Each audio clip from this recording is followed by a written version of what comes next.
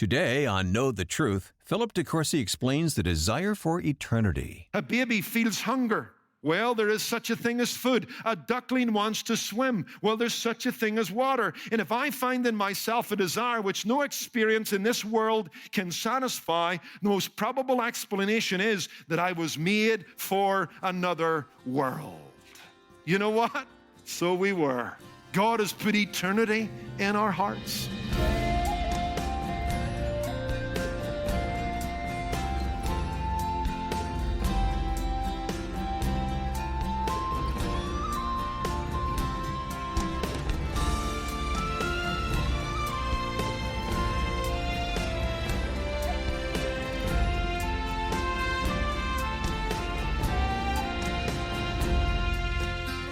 God created us for a relationship with Him and for a meaningful existence on this earth. But somehow the enemy has got us going around in circles.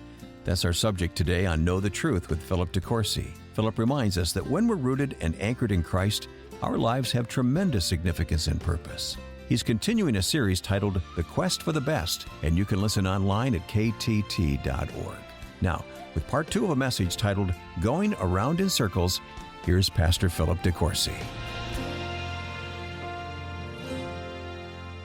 In the movie Bonnie and Clyde, Bonnie is seen to enjoy her life of crime at first. But as time and crime go by, the initial joy becomes jaded as she expresses the futility of it all. She says this, "I thought we were going somewhere, but I see we're just going." George Small once wrote, quote, "I read in a book that a man called Jesus went about doing good. It is very disconcerting to me that I'm easily satisfied with just going about." Do you ever feel that about life, about your life, that you're just going about? That life works out to be a series of left turns that has you performing a circular motion? One thing leads to another, yet together they lead nowhere. That is often our experience in life. We drive towards some great goal that seems to give our life meaning, only to find ourselves spinning our wheels on the starting line. We never seem to get off the mark.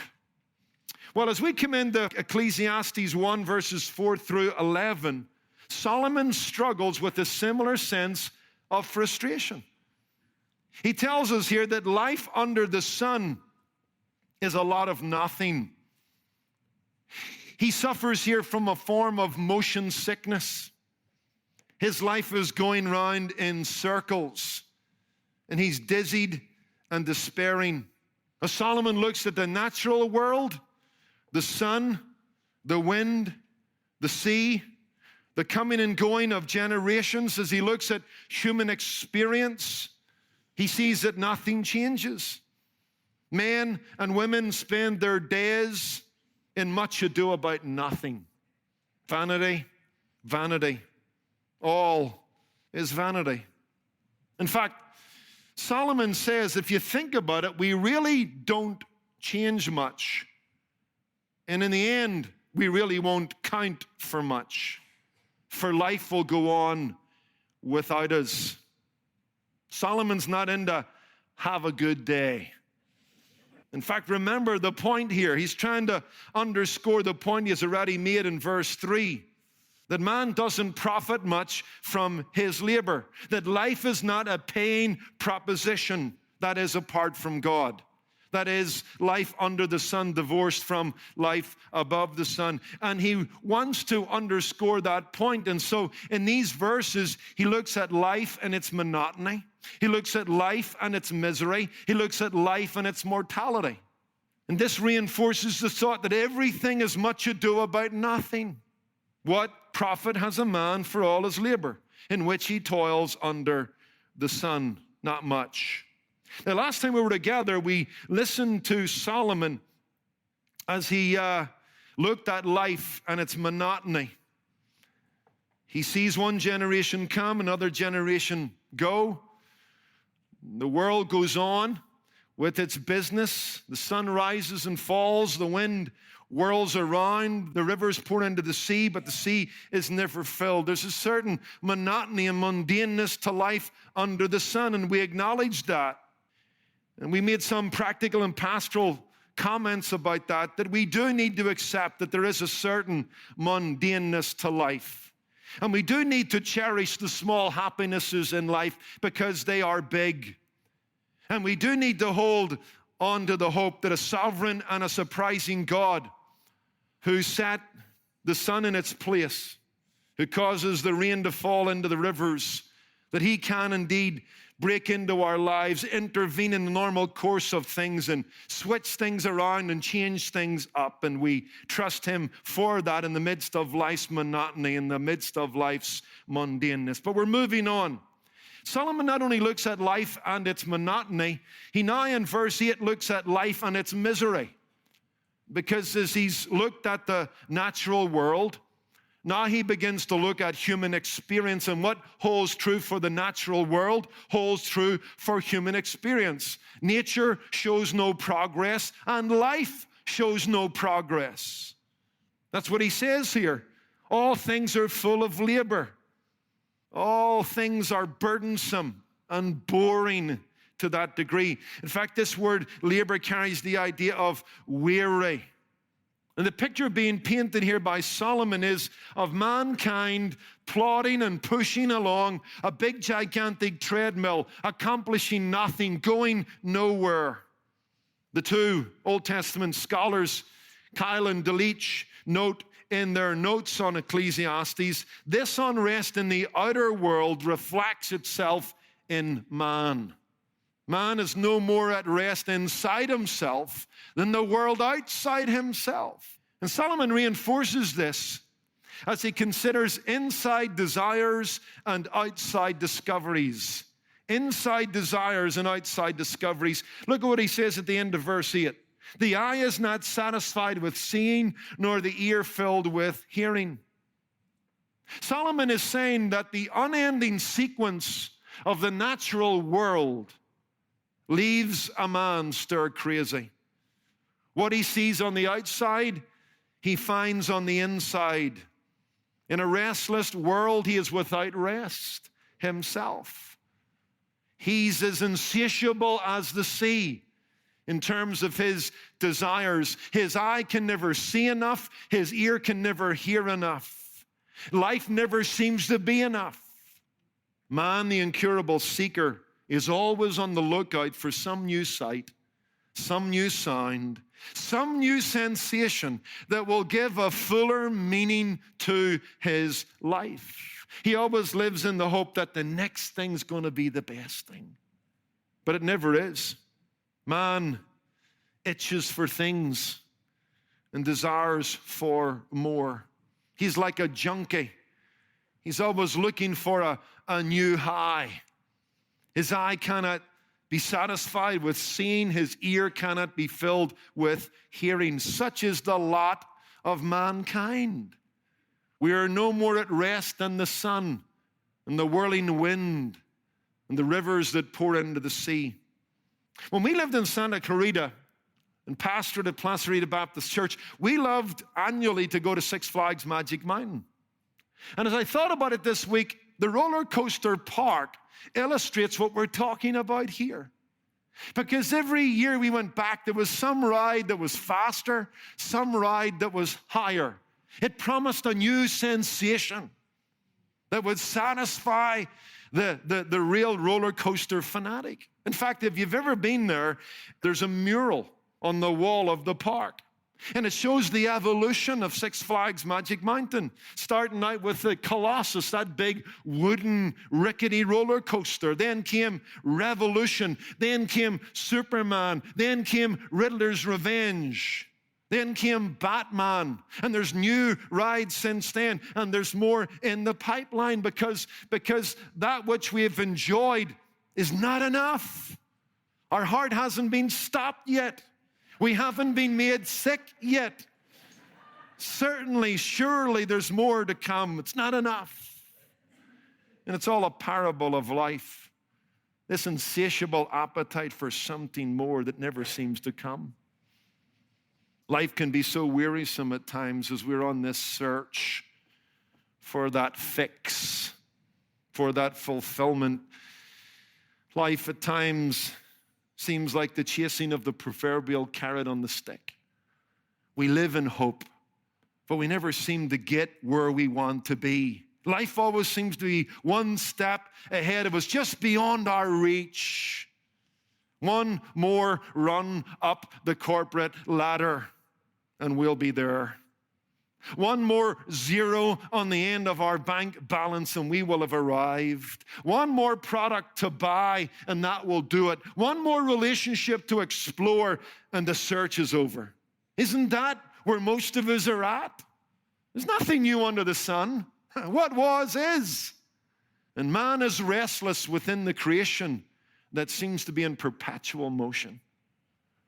Life and its monotony, life and its misery. By the way, by way of footnote, I think that our lack of fulfillment points to something. It points to the fact that this world is not enough. That there's a hole in the soul of mankind that stuff doesn't seem to be able to satisfy. You would almost get the impression that we were made for something more. You know what? So we were. God has put eternity in our hearts. And when we take him out of the equation and we try to fill the hole in our soul with the stuff of time and the things of the world, it never works. There's never enough. The desires that cannot be fulfilled in this life may just point to another life, do you think? In fact, that's what C.S. Lewis says. Listen to these words in Mere Christianity. Creatures are not born with desires unless satisfaction for those desires exist. A baby feels hunger. Well, there is such a thing as food. A duckling wants to swim. Well, there's such a thing as water. And if I find in myself a desire which no experience in this world can satisfy, the most probable explanation is that I was made for another world. That's true. We were made for life above the sun. And you know what? Our unfulfillment, our insatiable appetite in life under the sun points us in that direction. The world is not enough. That's why Jesus will later say there's no gain in gaining the world and never satisfying your soul. That's not a win, that's a loss. And so Solomon shows life's misery in the light of inside desires, and he shows life's misery in the light of outside discoveries. And remember, this idea of misery being weary, being labored, we're no more at rest than the creation he just described. And he sees that in our desires, and he sees that in our outside discoveries. As the eye looks for something new, do you know what? It finds nothing is new. Look at verse 9. That which has been is what will be. That which is done is what will be done. There is nothing new under the sun. The generation before us that has come and gone, their eye was never satisfied, neither was their ear, neither was their heart, neither was their life. And we go looking, thinking there's something new that they didn't discover, that we can. And Solomon says, no, there's nothing new under the sun. Those inside desires will never be satisfied in the outside discoveries, because history opens and closes the gate on each succeeding year, and the natural world and human nature basically remains the same. That's what Solomon's telling us. He's telling us that the past is the future, and the future is the past. There's nothing new. And that plays into his argument, right? What profit does a man have for all his labor? What does he get? Is there any gain? No, there's no gain. There really is no progress. What seems new is simply a repackaging of the old. Now, I know that jars on your thinking this morning. You say, Pastor, that's such an overstatement, isn't it? That doesn't bear the light of logic. And to the modern reader, it seems incredulous. How can Solomon say there's nothing new under the sun? If you compare his day with our day, it's night and day. What about the medical advances in our generation, extending our lives into the 80s and 90s? What about space exploration? Man has walked on the moon. Man is sending machines that are orbiting outer space. What about the world of telecommunications and how the whole world is now connected by cell phones and the internet?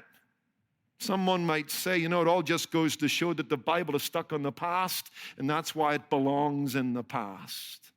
It's really out of date when you think about it, and here's a statement that proves it. Nothing new under the sun. Well, hold your horses. I don't think this statement is as incredulous as you think, and I'll give you a few reasons for that. This is interesting. Think about this. In terms of the progress of history, the future is always simply catching up on the past that we lost. Let me unpack what I'm saying there. The future will always be behind history because paradise has been lost. We once had something magnificent, perfect, glorious, man in the garden with God. And we lost that world. And so whatever we're improving, we're simply improving imperfection. But we lost perfection. And so in the truest sense, there's nothing new under the sun. Whatever we think is new, whatever we think is grand, whatever we think is better, it is a pale reflection of what we once enjoyed as mankind and what will be found again someday when Jesus comes back. So we need to get off our high horse. We're not as far on as we think. Okay, we're extending life more and more, but we're still catching up with Methuselah, aren't we? It's a long time ago. Okay, we're traveling into space, but what about Elijah taking up to heaven in a fiery chariot? There's been space exploration long before we ever discovered it. There's nothing new under the sun when you really think about it. Plus, not only is the future catching up with a past we have lost, the change that we're experiencing is only a change of sorts. What do I mean by that? We acknowledge the pace of change in our generation. We marvel at it. We're thankful for it. But the change, more often than not, is simply a change of category. It's an old category of investigation taken to a new level of understanding.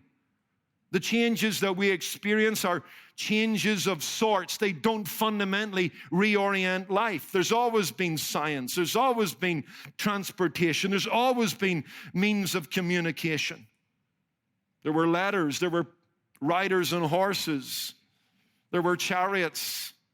There were all kinds of things going on in cultures and civilizations before us. And what we call change and what we call advancement is simply the same building blocks being arranged in different combinations.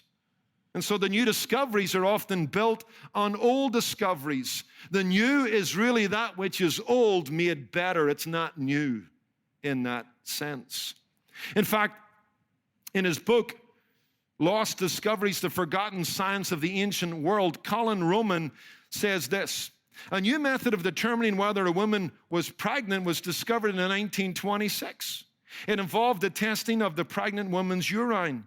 However, the ancient Egyptians were already employing a urine test over 3,000 years ago. They soaked small bags of wheat and barley with the urine, and if the subject was pregnant, the urine would accelerate the growth of the wheat.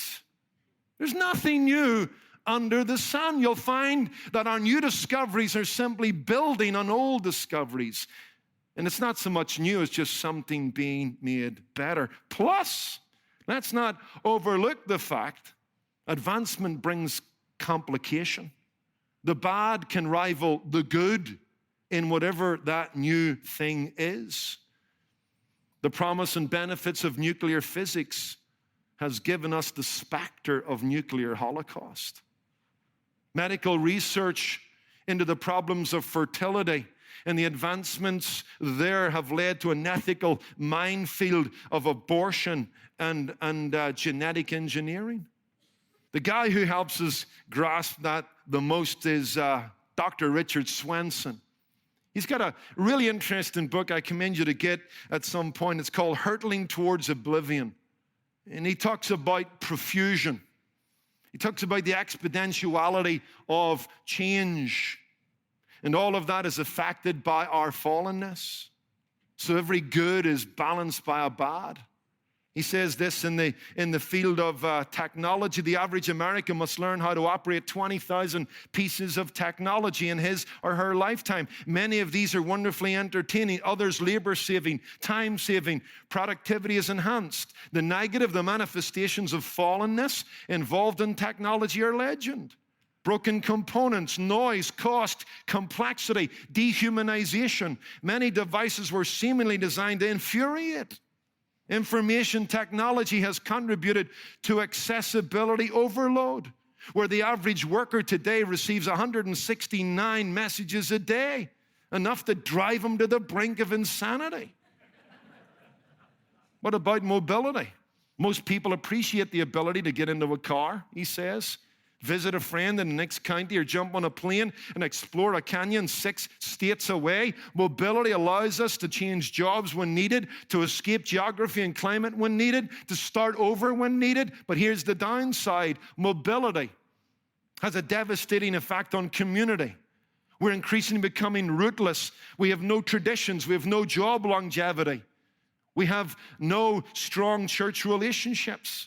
Mobility has also allowed kidnappers and pedophiles to roam thousands of miles in search of their next victim. Mobility has contributed to the spread of disease, viral strains of influenza, HIV. Almost all microbes have incubation periods long enough to permit international travel anywhere in the world before clinical symptoms begin, thus greatly increasing the risk of global pandemics.